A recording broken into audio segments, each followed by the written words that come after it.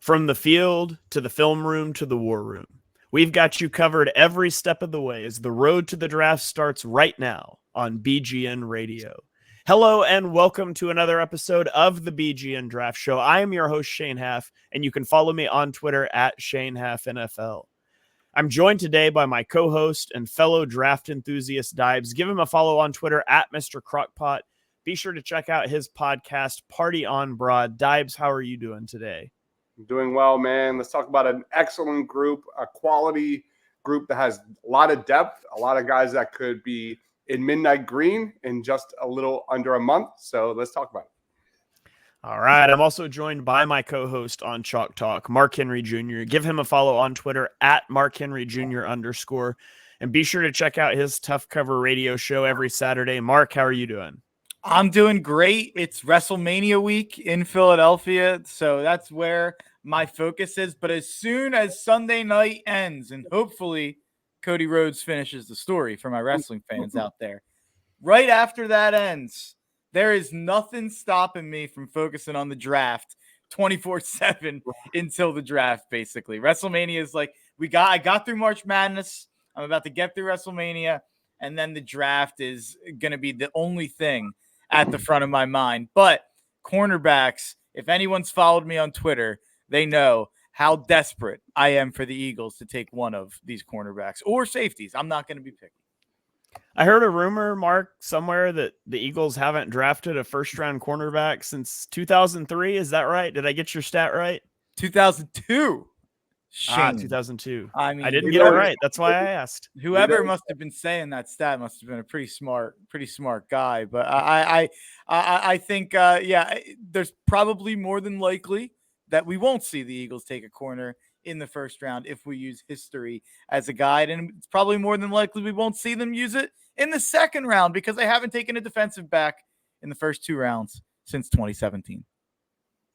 Yeah, well, we are talking about defensive backs today. It is our second to last position left to rank. Tight end will be next week, and then it'll be done. You'll have heard us talk about the top guys at every single position group, special teams excluded, in the draft. So we're going to dive into our top 10 defensive backs. We are combining corners and safeties together because there's so much fluidity between safety and nickel and all of that when it goes to the next level. So we're just going to combine it all together and give you a top 10. So I'm going to start us off here with my number one. It is Quinnen Mitchell, cornerback out of Toledo. He was a 3-star recruit coming out of high school, the number 155th ranked cornerback in his class, which is kind of crazy that we're talking about him as a first-round pick now.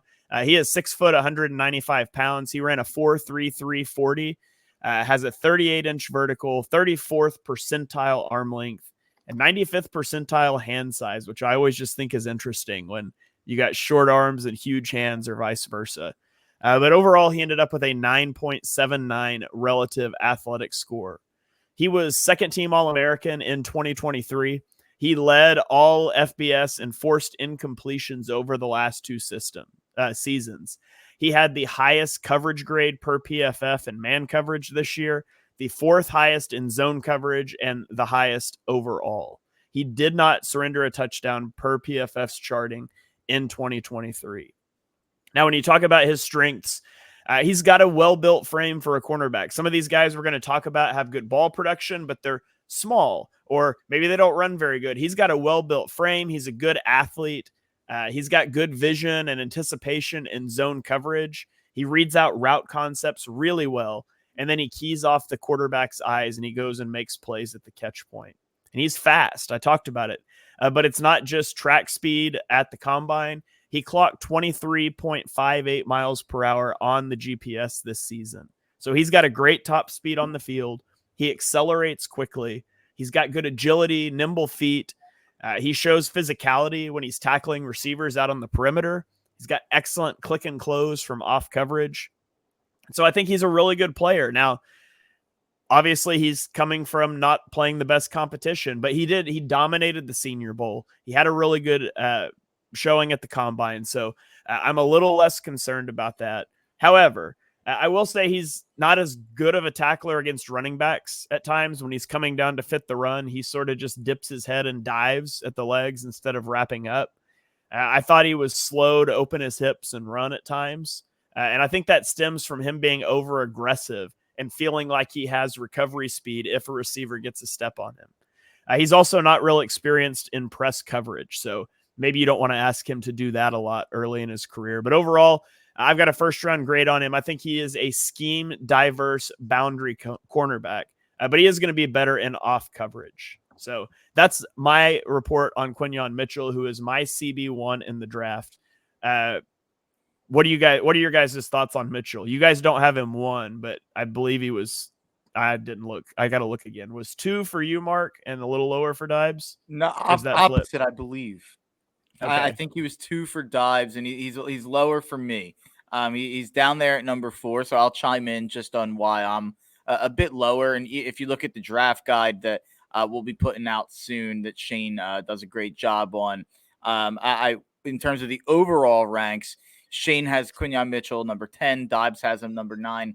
I have him down at 19. So I have a first-round grade on Mitchell, but I'm not as willing to completely overhaul my draft board based on the kind of the pro day and how great of a job he has done in the draft process, which he has. He's helped himself in a similar way to the way Devin Witherspoon helped themselves in the draft process last year. And there is a lot of similarities there with Devin Witherspoon and him. So you could use that as a point to say that I haven't bumped him up enough in the rankings, to be quite honest. But it really does have to do a lot with the lack of press experience. And there's another guy in this class who you could, I'm speaking out of both ends of my mouth a little bit because I have a guy who I really like who doesn't have a ton of press experience, but a little bit of a higher level. And then, yeah, that's B. It's him playing at Toledo. A lot of the tape does look really good, but I'd be lying if I said that I was aware of a single MAC receiver in my receiver rankings. I have about 25, 30 receivers ranked. I don't think any of them are from the MAC. So I just don't think he went against a ton of top talent, whereas I've seen the Alabama guys. I've seen the Clemson corner and Nate Wiggins. I've seen even Cooper DeJean in the Big Ten. Like those guys I've seen just go against more top talent at wide receiver. So that's why I'm just a little bit lower. And I don't want to make it sound like I dislike him, but that's why I'm just a little bit lower, even though I do have a first-round grade on him. All right, well, let's get to the guy that I think most people have CB1 in the draft. You and Dibes and Mark both have him number 1. He's number 2 for me. I think I have him like 1 spot behind on my overall rankings that'll come out soon. But it is Teran Arnold, the cornerback out of Alabama. Dibes, talk to me about Teran Arnold. Yeah, this is truly a 1A versus 1B situation. I love Arnold. He's been my guy all season, and that's not a knock on Quinnen Mitchell at all. But he's just a little bit a notch. Literally, I have Arnold number 7 and Quinnen Mitchell number 9 on my big board. But Arnold, his production this season was just as elite as it gets, man. 63 tackles, 6.5 tackles for loss, 5 picks. He lined up primarily as a left corner last year, but he also has extensive experience playing in the slot. He's excellent in coverage. He's able to mirror wide receivers with ease. What I love most about Teran Arnold, man, this guy's a ball hawk. When you watch the tape, when going up against the run, man, this guy is not afraid to be physical. He's a great tackler. He loves to get downhill. He does not miss tackles. And that's why he's my CB1 in this draft, man. He's a very balanced prospect. And that aggression, you know, we talk about how soft this Eagles defense was in 2023, man. This guy's the exact opposite, man. Every time I watch tape on Alabama, this guy's getting in the mix. He has a nose for the football. He's everywhere. You look at this guy, he had the highest run defense grade from PFF of any corner last year at 90.6. I was honestly shocked at his 40-yard dash time of 4.51 because when you watch this guy, he's an effective blitzer off the edge.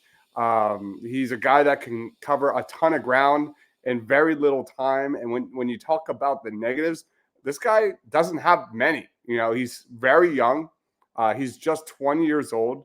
He only has 1 year of starting experience. He can get a little lazy with his technique at times, but all those are coachable. And I just think his athletic traits and his instincts and his physical play and aggressiveness give him legit CB1 upside.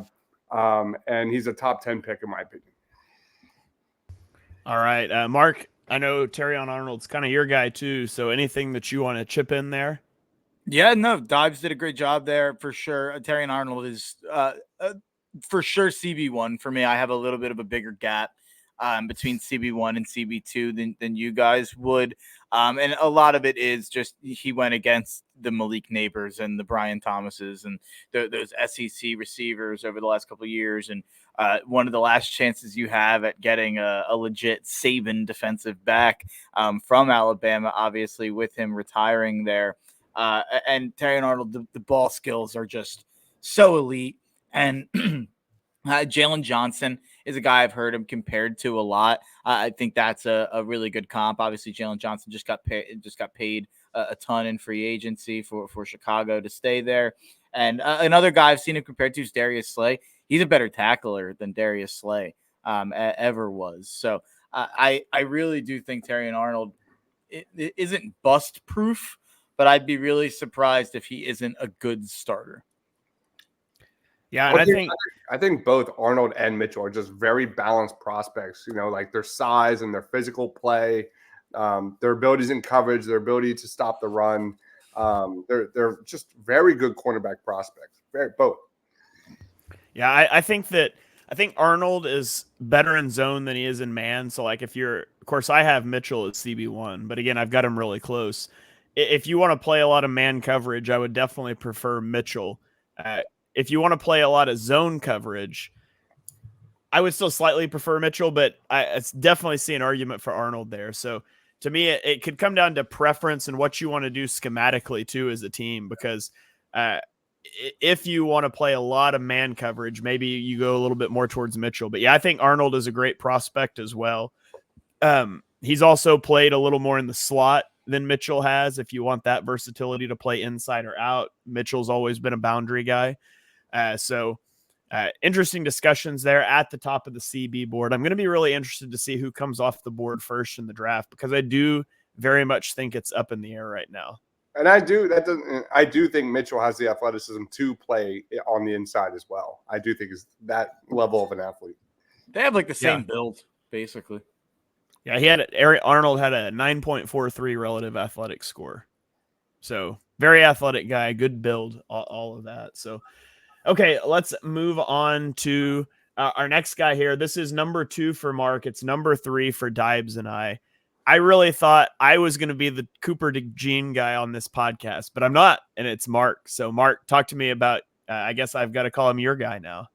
Yeah, he is. He's really becoming the guy who I'm screaming from the rooftops for the Eagles to get 22, and maybe the most realistic guy. I'd love Teran Arnold. I just don't think that's at all realistic. And DeJean might not be either, and in my opinion, he shouldn't be. He should very much go with one of the top 15 picks of the draft. He's 6'1", 207. Hasn't worked out yet because he had a leg injury at the end of last year. He's cleared for his pro day, which is just a couple days away at this point from the time that you're listening to this. He was a junior, played 2 full years at Iowa, 77.4 PFF grade and an 88.5 PFF grade in those years. Played a ton of snaps, and he was elite at outside cornerback. And I think he was so elite because of his elite ball skills. He checks the size boxes for the position. He brings top-tier natural athleticism. In terms of his natural athleticism, a little fun kind of tidbit about Cooper DeJean. Former 4-star prospect out of Iowa, so he stayed in state. Played quarterback, wide receiver, and defensive back in high school. Also lettered in baseball, basketball, and track. He was a long jump and a 100-meter dash state champion as a senior. He averaged 26 points, 8 rebounds, and 7 assists per game on his high school basketball team in his senior year. This is not just like he is a freak athlete. And we haven't had the chance to freak out about it because he didn't go to the combine. He didn't have his pro day yet. And I hope that those aren't those numbers. I'm just not as trusting of pro days in general. I think sometimes the numbers are a little inflated, but hopefully either A, those numbers aren't inflated, and B, he's not affected still by that injury, because we've also seen guys like that rush back from their injury to test athletically, and maybe it's not a full snapshot of what those guys actually are athletically if they've rushed back too fast. But I'm really interested to see how Cooper DeJean's pro day goes in terms of that stuff. I'm curious to see how he grades out. Great footwork, very, very, very smooth. Iowa didn't run press a ton. He only had 200 press snaps, so we don't know how good he is at that. But there's plenty of teams that don't run a lot of press anyway. Cough, Eagles, cough. So he's a great tackler, probably the best run defending corner in this class, which I think is part of why a lot of people think he could be a safety. In my opinion, I'm fighting back against that. He was the only corner in the nation last year with an 85+ grade as a run defender and in coverage via PFF. I'd be drafting him to be an outside corner. I'm pretty passionate about his ability to hang out there. I think he may have the versatility to play slot corner or safety. And I think I look at that as a positive more than a negative in this case, for sure. It's also a great returner. The kick return rules have been changed. We've been seeing some of those, return specialists get signed in free agency. I'm curious to see if, I don't know if a first-round corner is too valuable to use in kick returns, or if that kind of philosophy changes at this point with the new rules. It'll be interesting to kind of see. But I think this is a guy who I don't see why the Eagles wouldn't take him if he's on the board. And apparently they met with him. Supposedly they like him. I'm really, really hoping that this guy's wearing midnight green. Yeah, he was PFF's 7th highest graded return man in 2023 with 11.5 yards per return and 1 touchdown. He was a gunner on punt coverage. And he had a touchdown that should have been a touchdown. They said he stepped out. He didn't step out. It would have won them the game against Minnesota. So he actually had a second punt return touchdown that those rascal Big Ten refs took away from him. I would imagine with the new kickoff rules, a first-round cornerback could also be your return man, because you're no longer you're probably going to get to the 25 and get blown up by a guy with a full head of steam anyways. It really is just like a running play now. Yeah. With wide open space. And so I think you could see, of course, obviously you're not drafting a guy for his special teams ability in the first round, but it's a plus. And I also view him as a cornerback. I think he could play safety, but I would be drafting him as a cornerback and viewing safety as a fallback. And I just think it would be really intriguing from an Eagles standpoint. And I've been on this for a while, to take a Chauncey Gardner-Johnson, who was a slot defender, who is now a safety, but still plays the slot a lot, and pair him with a Cooper DeJean, who is a cornerback that could also maybe be a safety. And now you've kind of got 2 quote unquote positionless players that do the same thing. And it would give Vic Fangio a lot of creativity in how he could deploy those guys. And so I really like Cooper DeJean. He's number 3 on my board. I would sprint that pick into the podium at 22. And something you always say, Shane, when it comes to these positionless players and why sometimes they fall in the draft, is because defensive coordinators are worried about not having a backup. I remember it didn't happen with Isaiah Simmons. He ended up going pretty high in the draft, but there's been plenty of guys who have fell that are maybe a little bit of a tweener. Jeremiah Owusu-Koramoah, who's kind of a guy you can use in a lot of different ways. Even Kyle Hamilton, a guy who you can use a lot of different ways, fell in the draft. And in this case, I love the point you just made, because, Chauncey Gardner-Johnson gets hurt. Cooper DeJean, if they had more corners than safeties at that time, could slide into the Chauncey Gardner-Johnson role. And maybe you slide someone different, like a Ringo or a Ricks, into the DeJean role if he's starting. So it just gives you a lot of options. And D-backs seem to get hurt almost as much as any other position on the field. So I do like the idea of having a guy with versatility. All right. Well, let's turn the page to our next guy here. He's number 4 for Deibs and I. He's number 3 for Mark, but Deibs hasn't got to talk in a while. So Deibs, talk to me about Nate Wiggins, defensive back out of Clemson. Yeah, this guy has a lot of what you want when it comes to coverage. This guy is a ridiculous cover corner, 6'2", 185 pounds. Although I think that's a little on the heavier side. I think he's a lot lighter than that. But he allowed 18 receptions on 41 targets for 176 yards last year, just 38 yards after the catch. He allowed just 1 touchdown. He had 2 interceptions, 4 pass breakups, an opponent passer rating allowed of 44.4. This guy's best traits is his coverage ability and his ball skills. When the ball is in the air, he just does a terrific job of making the play. He's got exceptional instincts. He can recognize the route break. He's got elite closing speed, and he can go from 0 to 60 in the blink of an eye. That's the positives. There are some negatives when it comes to Nate Wiggins, and it's the other side. It's the tape, and you can't deny it. It's that he's somewhat allergic to physical contact. I don't know if it's a thing. I don't know if he's just a bad tackler or if it's a lack of effort thing. But he definitely gets pushed around a little bit when it comes to the run game.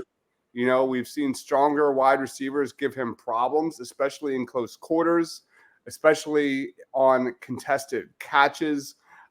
You look at the size, and there are some concerns. Yeah, he's 6'2", but I believe he weighed in 173 pounds, and he's got second percentile. He's got shortish arms as well. 18th percentile arms. Yeah. So when you look at the lack of mass, when you look at the short arms, when you look at the lack of frame, it's going to be up to NFL teams to decide if those are like yellow flags or red flags. And I'll be honest, they're yellow if I'm the Philadelphia Eagles. And if he's sitting there at number 22, I probably, without hesitation, would select him because this is the type of cornerback that you can put on the boundary and say, shut that guy down, and you're good. You can just set it and forget it. And that's the level of coverage skills you're dealing here with Nate Wiggins. And luckily for him, man, I think his elite ability in coverage outweighs any struggles he has as a run defender. So that's a little bit on Nate Wiggins. Yeah, I feel like he's all about speed and fluidity. Like if you were going to describe him, it's speed and fluidity. And yeah, he's underweight. He's 88th percentile height, but only 2nd percentile weight. And so like that would tell you his frame should be able to gain mass, right? But the question is like, is he the same elite athlete if he adds another 15 pounds? And I don't know the answer to that. Now, and you can find a balance there. Like he could stand to be less athletic and have more mass and still be pretty much functionally the same player. You get that law of diminishing returns at a point. Like, is a 4-2-8 corner really that much different than a 4-3-5 corner? Probably not. But the difference 10 or 15 more pounds can make in his ability to play the run as a tackler. Maybe that's worth it. That's the projection part that comes in. But he struggles in run support and as a tackler. Had a 13.3% missed tackle rate in 2023. That's my concern with Wiggins. His coverage looks great. I, with no hesitation, give him a first-round grade. It's just why I have him number 4 instead of number 1 or 2.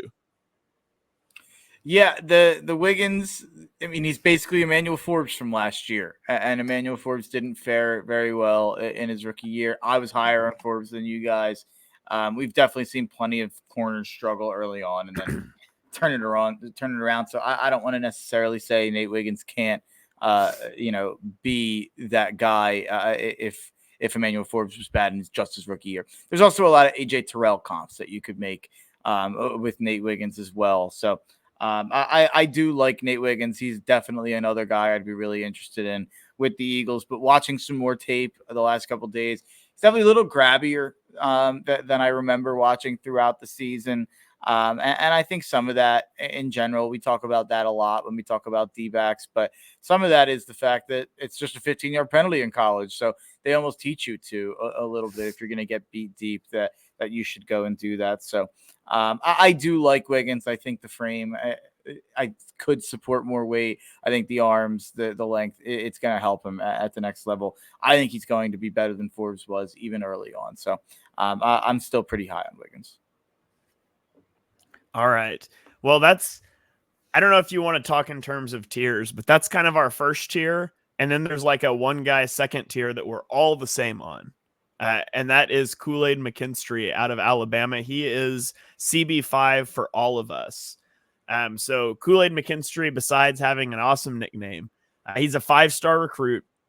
He is 5'11 and a half inches, 199 pounds.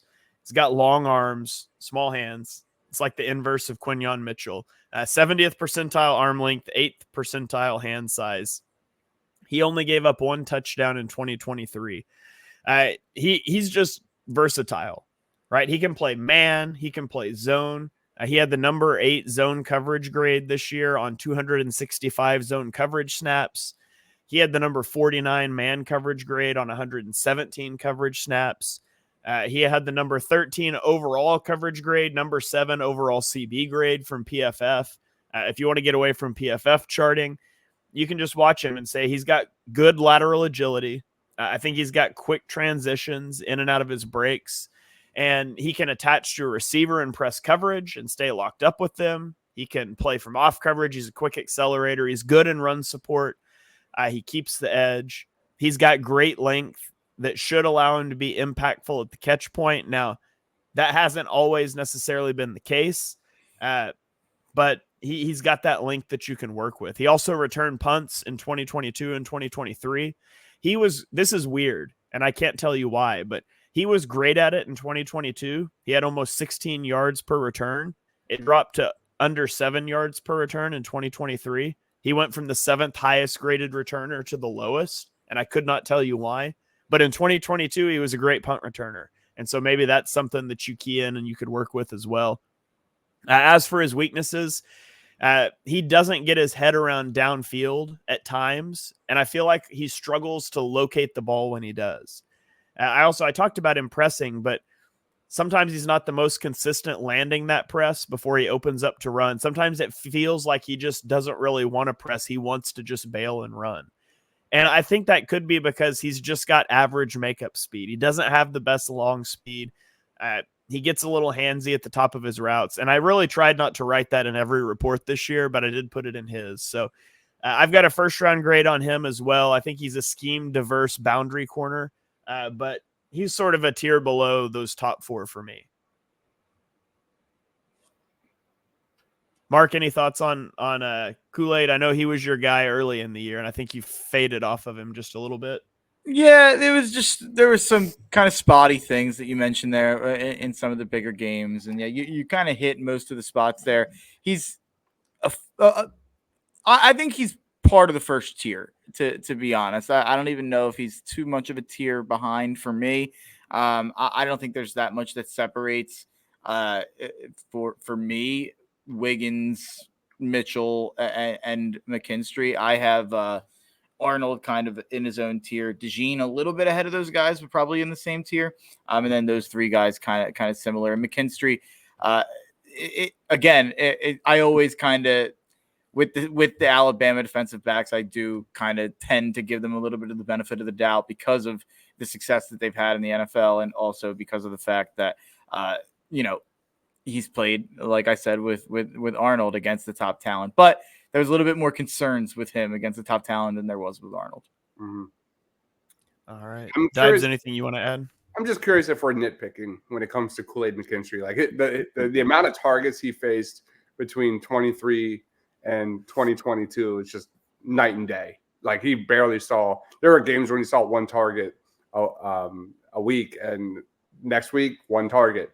And next week, 2 targets. Like the previous season, he was seeing 5 to 10 targets a game. And pretty much everything, all the attention went towards Teran Arnold. Now, Arnold won those matchups 9.9 times out of 10. And kudos to him. But I'm just curious if we're, it's one of those situations like Caleb Williams where there's too much tape. Yeah, it's probably a little bit too much of like he got some flags, and that's what people remember in big games. It's probably unfair. If the draft was in March, we wouldn't nitpick as much, but we've got the time. So this is where we find ourselves. Yeah. All right, well, let's keep rolling here. Let's go to our next guy, our first safety of the bunch. He's number 6 for both Mark and Deibs. He's number 7 for me. It is Tyler Nubin out of Minnesota. Mark, talk to me about Tyler Nubin. Tyler Nubin's a guy that I've liked all season long last year and all off season, and I'm not letting the poor relative athletic score cloud me. I didn't move him down my board. I'm bullish on his athleticism on field. And you can see that when you look through his full 3 seasons of starting at Minnesota. He had an 89.2 PFF grade with 5 interceptions this year. 2 previous seasons, 76.4 and 72.6 PFF grades. But 2023 was a true breakout season. He was the best safety in the country. He waited his turn behind and learned behind Antoine Winfield Jr., who has turned into one of the better safeties in the NFL. Since then, he's only went and become Minnesota's all-time leader in interceptions at 13 in those 3 seasons. He's got great eyes, great anticipation for where the passes and ball carriers are going. I think he's really versatile, but I think he can play in any scheme, but he excels in a 2-deep roles to use his ball skills as much as possible. And he has a 90.1 coverage grade, which is the best among these safeties. So Nubin's a guy who I really, really like. And I have him ranked right around that range where the Eagles pick, but based on the consensus ranking, he's a guy who probably goes towards the top to middle of the second round. And if the Eagles could figure out a way to get him in the second round, I'd be jumping for joy. Yeah, he had a passer rating allowed of 36.9 last season, the number 1 overall coverage grade from safeties, number 2 overall safety grade. He also has 681 career special teams snaps. So again, I mean, I'm talking about special teams a lot, but when you're drafting defensive backs, you're thinking about that as well. So I have a second round grade on him as well. There's some, he doesn't have the top end speed or range. I definitely agree. Split field safety scheme is kind of where you want him. His change of direction, I think, is a little below average, a little bit limited range. But again, he's got 13 interceptions in his career. He's highly intelligent guy. He was a 4-time academic All-American. This guy I'd love to have on the Eagles next season. So I'd take him. I've got a second round grade on him as well. Yeah, he's in one of my favorite scenarios for the Philadelphia Eagles when they trade back into the mid-teens, maybe mid to late 20s, and they draft Tyler Nubin. I think there's like some Brian Branch in this guy to be able to like thrive in the slot and do a lot of different things. I love him. All right. Well, let's keep the ball rolling here, and let's go to a guy that's number 6 for me. He's number 7 for Mark and Deibs. It is Kamari Lassiter, cornerback out of Georgia, a place the Eagles never select prospects, but maybe this is the year. Deibs, talk to me about Kamari Lassiter. I think this guy's an elite Eagles target, especially if they do trade back, which would be smart in some scenarios. But you mentioned it, Shane. Like Georgia has a long history of producing top-notch cornerback talent, and they've got another nickel defender here that I think should really interest Eagles fans in Kamari Lassiter. He had 3.5 tackles for loss, half a sack, and 8 deflections in 2023. But when you watch the tape, man, like his impact far goes beyond everything you saw from the surface stats, man. He's 6 foot, about 186 pounds. He's lean, but he's got really good length, and he plays so much bigger than his listed size and weight, man. This guy really packs a punch. He's a very smooth athlete. He's, I think, a great playmaker despite the lack of numbers there. And then when you get to run support, this guy is just an absolute one-man wrecking crew, man. He's an excellent tackler. He ranked in the top 12 among FBS cornerbacks in both burns per target and burns per coverage snap allowed last year. And, I think his versatility, his ability to dominate in the slot, his ability to play all over the place has to make him a top-notch target for Howie Roseman. And if you think he can't play.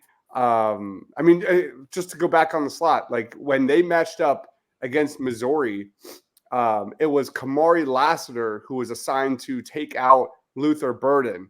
And if you don't know who that is, you will in literally less than 12 months from now, because he's a top 5 draft pick. He's a wide receiver and just a flat out stud. Luther Burden is going to be a big name in the draft circles this time next year. And he only held him to 1 reception. He moved into the slot and took him out.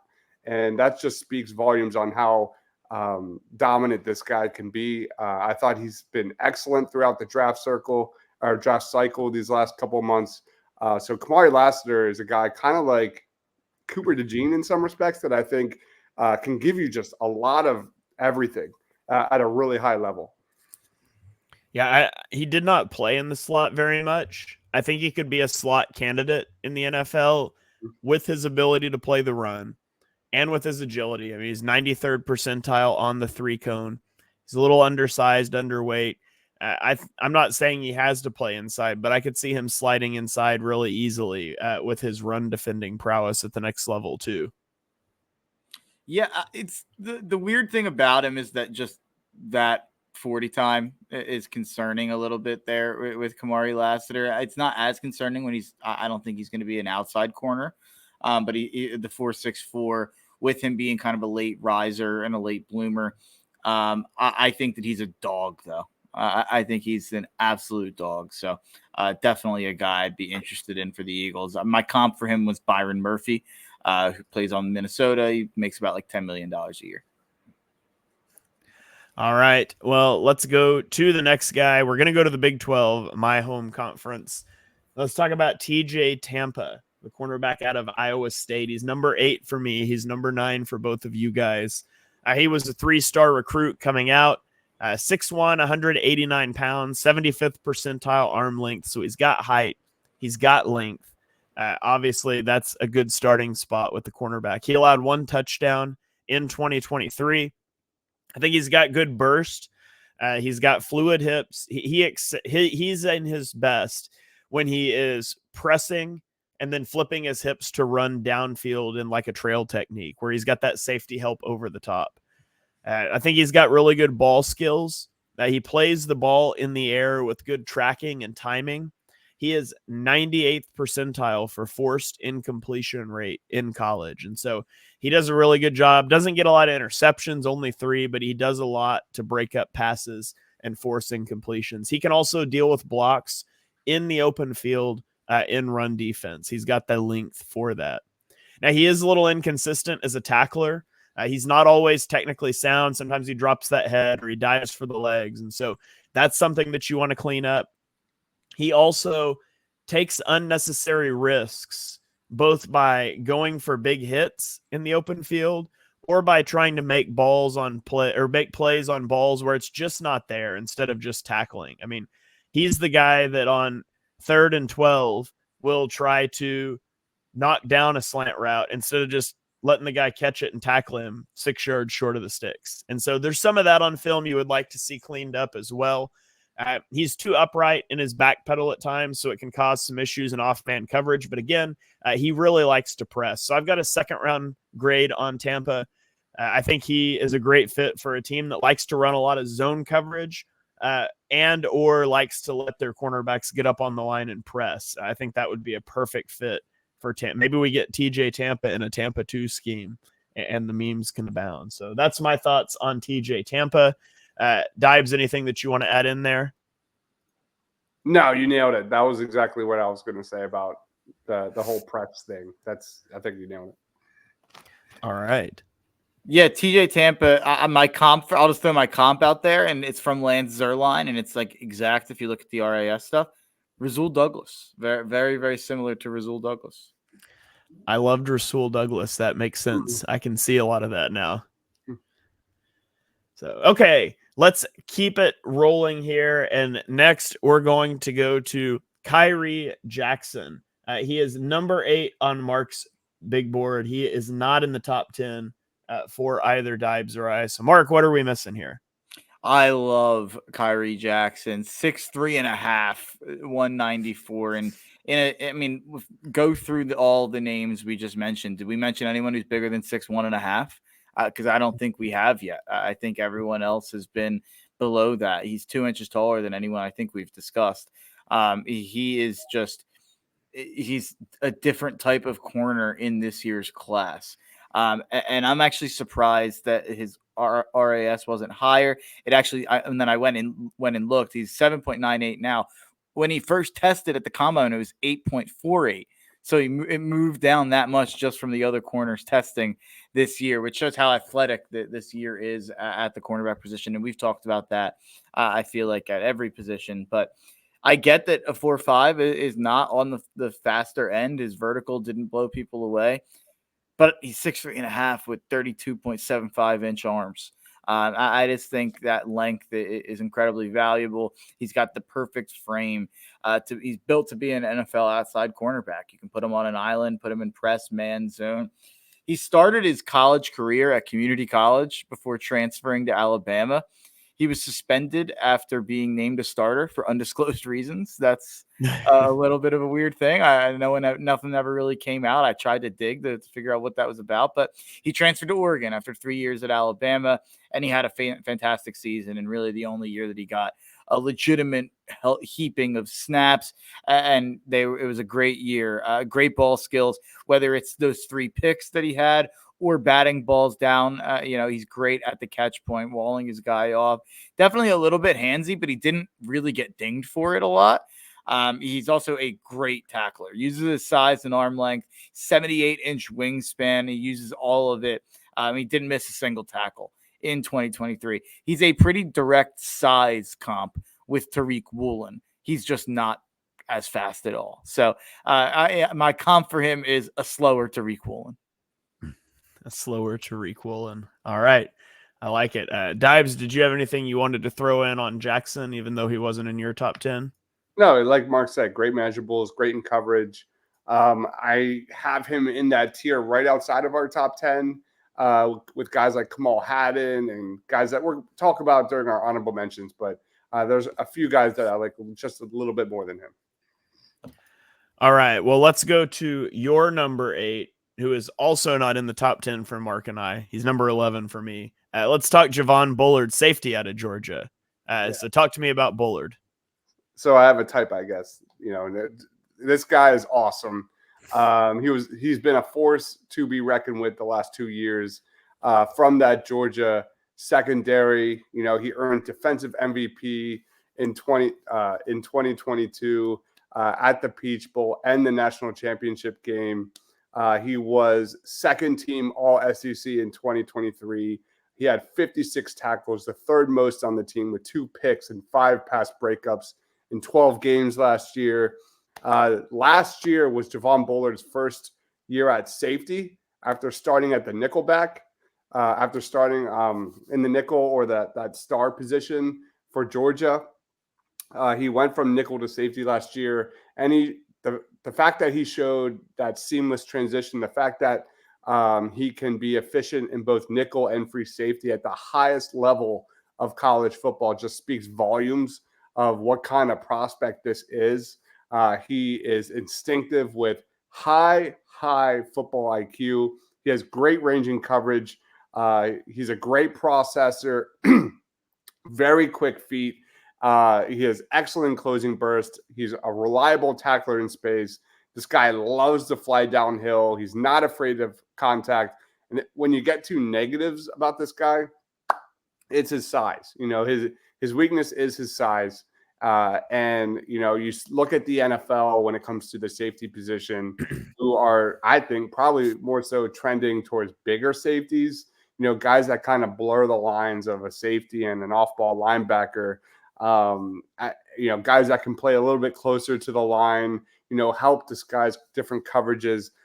Javon Bullard certainly doesn't really fit the mold of that.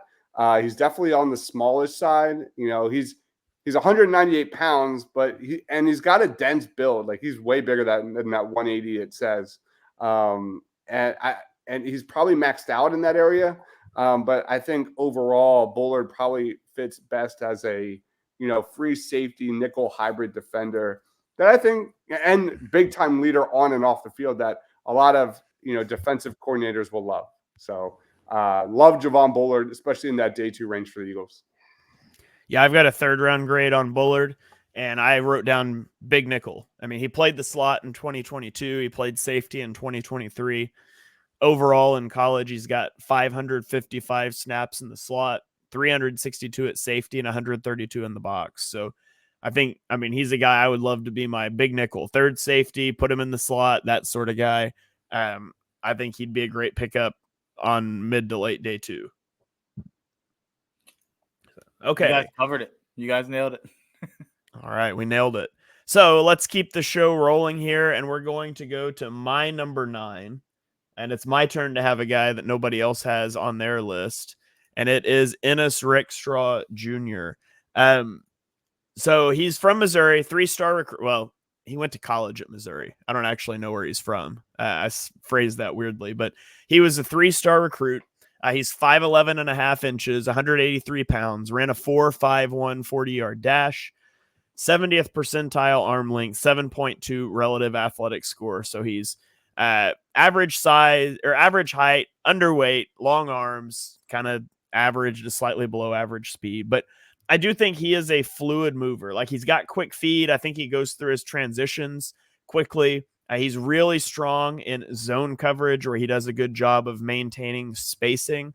But I think he's comfortable in press man coverage, where he can use those long arms to get hands on receivers, and he can control reps early once he gets hands on those receivers. He's good in run support. He had the 8th highest PFF run defense grade among defensive backs. When the ball's in the air, I think he does a good job of locating it and knocking it away. And I think he brings a lot of scheme diversity and versatility. He can play in both man or zone. He's got just shy of 1,400 snaps at the boundary. He's got 367 snaps in the slot. So I think you could play him a little bit of anywhere. Now, he does have a thin frame. He lacks some strength, and he can have difficulty with bigger receivers at the catch point. I think he also only has 1 interception in his college career. And so, you look at that and say maybe not the best ball skills, right? He's got below average recovery speed. There's some injury concerns. He tore his ACL in 2021. He had a groin injury in 2023. And then he had surgery to repair a core muscle injury that caused him to miss the Senior Bowl. And so I have a medical red flag on him. Overall, I have a 2nd round grade on him, but I do have that medical red flag that obviously I can't know how teams are going to view that, what information they're going to have. But I think he's a diverse guy that could potentially move into the slot at the next level. So maybe he goes near the end of that 2nd round if all the medicals check out. Yeah, he's a guy that I'm not quite that high on. He's in terms of definitely some injury red flags. I wasn't all that impressed with the ball skills, so he's probably 13 or 14 for me on my DB ranks. All right. Oh, I lied. I said he wasn't on anybody else's list. He is Deib's number 10. So I just missed that there when I was looking. But Deib's, anything you want to add on Rakestraw? No, just excellent cover corner. Sorry, a lot going on, but go ahead.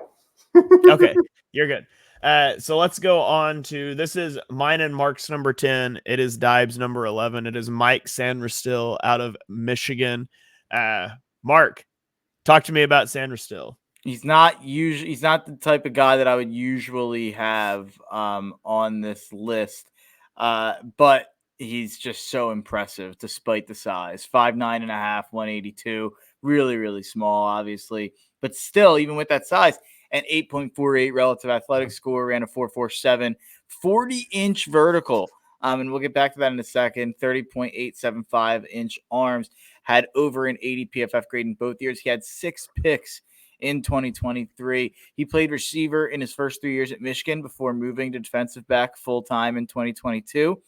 He caught 37 passes for 539 yards and 5 touchdowns before moving to DB. And that wide receiver skill set translated to corner in the form of top-tier ball skills. And it's helped by an insane vertical. Like I just mentioned, that 40-inch vertical is just crazy for a guy who's 5'9.5".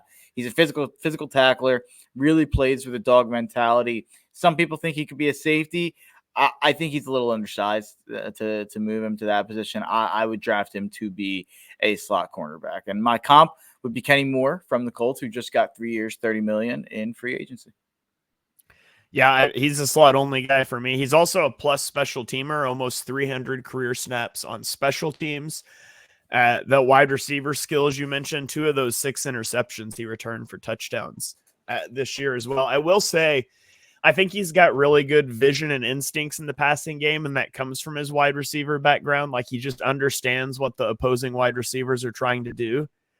But I feel like he's slow out of his breaks sometimes, like he doesn't trust his eyes fully, which is only 2 years into being a corner, so there's a lot of rawness there, but I really like him as a slot-only guy. Deibs, he was just outside of your top 10. Sort of the same thing there for you. All right, so if anybody knows me or has been following along, I've been one of the biggest Mike Sainristil fans over the last several months. The Michigan is just loaded with draft prospects this year, and the guy that I was pounding the table about was Mike Sainristil, just making play week after week after week, just a straight-up ball hawk. He's always around the football. Like you said, he's going to be an elite slot cornerback. And his rise has been like kind of bittersweet. Every year you fall in love with a guy. And, he went, I think at the start of this season, he was kind of a day 3 guy that I don't think a lot of people know about. So it's been kind of cool to see him now. Like, he's probably like somewhere in the top of round 2, mid round 2 area. So shout out to Mike Sainristil. He's been awesome, man. He's an awesome prospect. All right. So that is our top 10.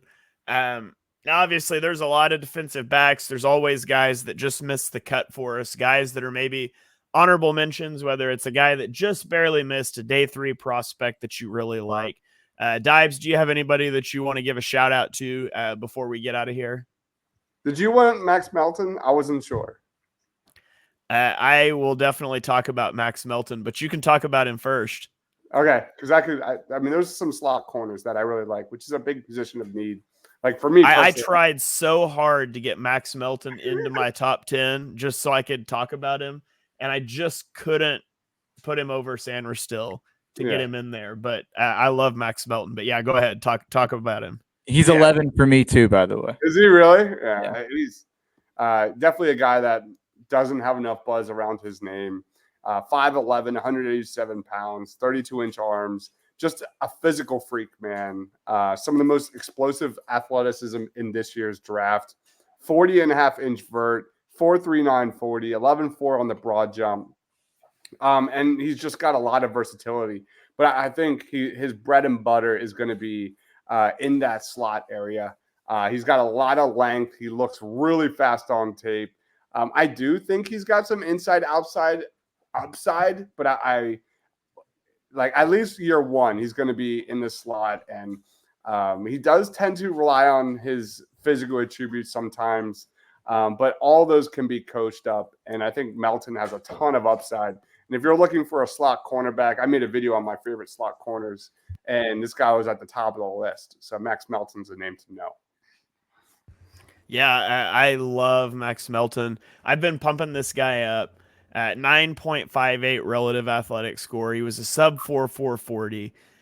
His brother, Bo Melton, if that sounds familiar, is a wide receiver for the Packers.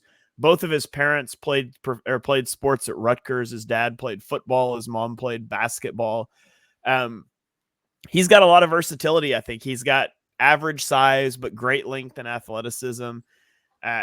He's got good ball production, 3 2 and 3 interceptions in the last 3 years. He fits the run aggressively. I think the reason I couldn't put him over a guy like Sainristil is because I think he's a slot, but he hasn't played the slot much, only 108 snaps in the slot. And so there's a bit of projection in moving a guy that's mostly played outside corner into the slot, and he did good at the Senior Bowl in it. He had some really good reps we showed on this feed. I just couldn't put him over a guy like Sainristil. It's more proven in the slot, but I love Max Melton, and he's an easy day 2 target for me. Yeah, Max Melton's my number 11 corner. My number 12 corner, my honorable mention would be Cam Hart. Cam Hart is a guy who I've been obsessed with, and he made me look smart at the combine. 9.82 relative athletic score. He's 6'3", 202, so like Kyrie Jackson, just a rare size guy for this draft. A 39.5-inch vertical. Ran a 4.5, which again at that size is a little bit different than these guys at 6'1" running a 4.5. He also has 33-inch arms, so just incredibly long. Maybe not the best of ball skills. I feel like he flashed ball skills early on in his Notre Dame career, maybe not necessarily later on in the career. So, but Cam Hart, a guy who graded out incredibly well athletically, and a guy who just has the frame to translate to the next level. You could say that Cam Hart stole Mark's heart. There you go. I feel like I'm not high enough on the other Notre Dame guys in this class, so I feel like I'm throwing all my homerism behind Cam Hart.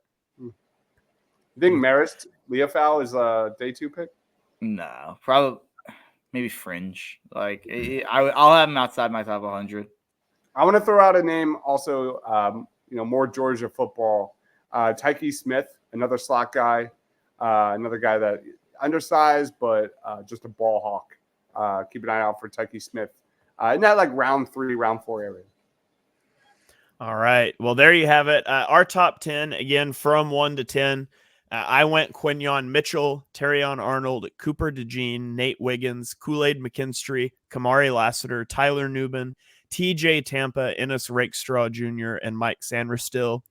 Mark from 1 to 10 went Teran Arnold, Cooper DeJean, Nate Wiggins, Quinnen Mitchell, Kool-Aid McKinstry, Tyler Nubin, Kamari Lassiter, Kyrie Jackson, TJ Tampa, and Mike Sanderstill.